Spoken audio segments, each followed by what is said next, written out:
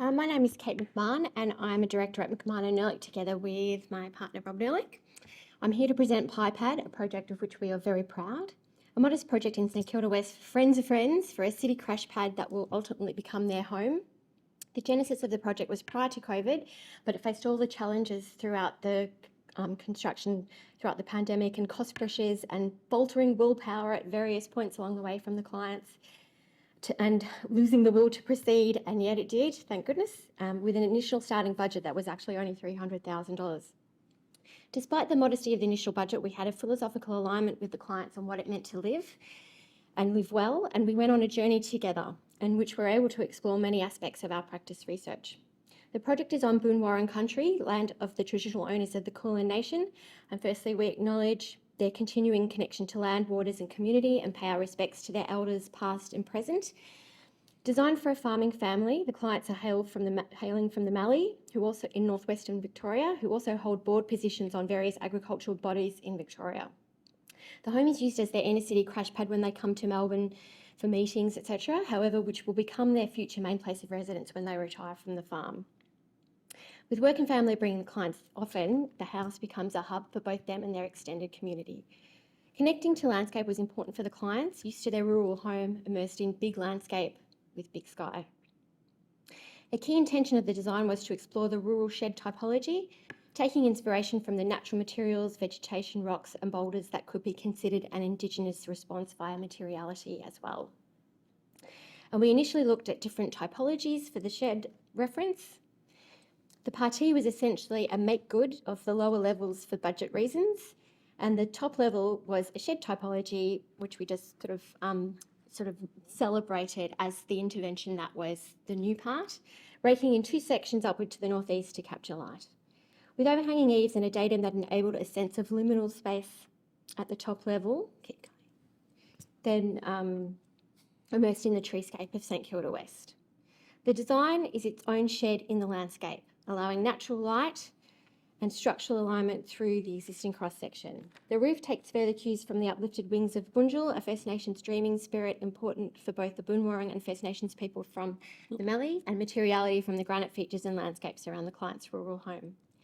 There were many design moments where we could look to genius loci on phenomenology and the alignments with memory and anchoring and the layout of the top floor. The alignments of windows to capture views, and the existing building was a normative townhouse with very little connection to the landscape, despite the presence of a beautiful plane tree to the street and the amazing landscape to the rear. The existing rooms were what can only be described as ordinary, with a weird 80s faceted bay window thing to the courtyard and a dark kitchen nook. Two features the client really wanted to retain was the central light coming from the central voids, first floor skylight and a skylight above the stair. The existing plan shows the location along Canterbury Road with cramped kitchen at the ground floor, an overly generous landing and dual ensuite bathroom at the first floor. And our design response picks up on the advantage of no overlooking issues to the north, east and northwest, and the potential of going up a level to capture parkland views. Our cross sections show our little shed on top. Yep. Sorry. And ultimately, here is the shed in the concept design cross-section. Budget was almost a trauma throughout, mainly for me. There wasn't enough budget to enlarge the bathroom area to create two generous bathrooms, so we explored different ways to fit an ensuite and guest powder room on the middle level to create the multi-modal use we needed. Multi-modal occupancy was key, and this little house serves as an important focus for not only the immediate family of the clients when they stay in Melbourne, but for when their teenage children are in transit to or from boarding schools or one of their nieces and nephews. Each mode has different needs for sleeping, entertaining, relaxing and even study areas. And the clients are involved extensively in various agricultural board positions, so they're sometimes down together or sometimes down separately. Even occasionally needing to have the house for dinner, for a dinner party with their Melbourne friends and Peninsula friends who stay as well. Initially, we looked at the potentials for the new architectural expression. The house had only the opportunity of one new facade at the top level, but with consideration of a liminal space of front balcony and back balcony, we could consider incorporating the privacy screens as part of the architectural expression. From the street, a small gesture of setting the form back both appeased council and created another liminal space through which we could anchor the top form and connect to landscape. Urban realm aspects became important to the clients as well as us, and they were on board with the consideration of the detail of the side wall. Here, the blank blockwork initially requested was superseded by enthusiasm to embrace the colour bond cladding and a concept where we detailed matte and gloss colour bond and expressed the triangulation of the roof tweak.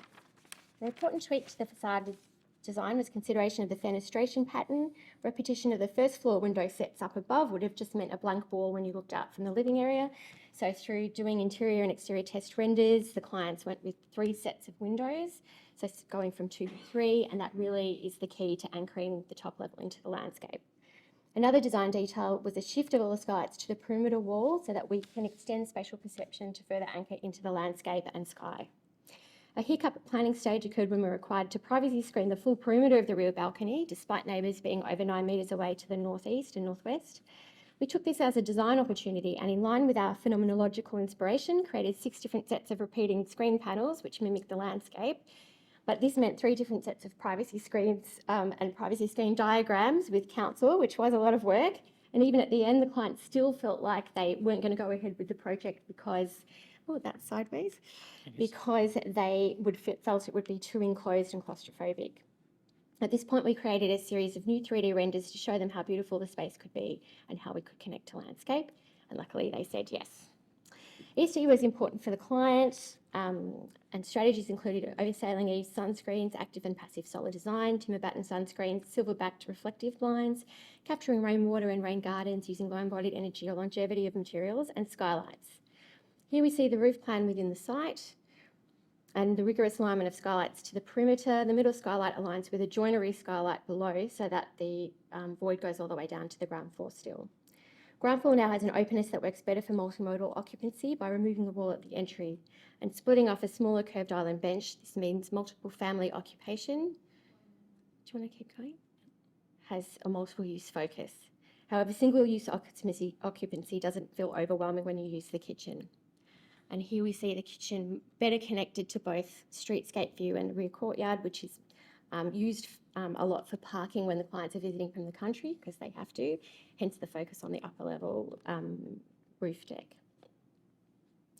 Through the generosity of the builder, we straightened out, so sorry about these plans, they've gone a bit weird, straightened out the angled wall through the lobby, and we've handcrafted the stair. Do you want to flick through to the plan? So we'll just flick through now to some construction stage photos. That's the top level showing the connection to the landscape and to the roof deck, the granite theme of the tiles, the balcony that's connected to indoor-outdoor, the repeating sets of and some of the construction photos showing those connections to the landscape.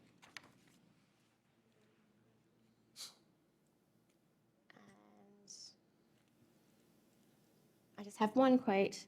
The spaces we feel, can you flick through them? Yep. The shapes we see and the ways we move in buildings should assist the human memory in reconstructing connections through space and time. We speak of living and speaking places in which habitation supports interplay between occupant and structure that leads to particular relationship. Good buildings evoke thoughts, feelings and stories that convey things about the people who make them, have lived in them and use them.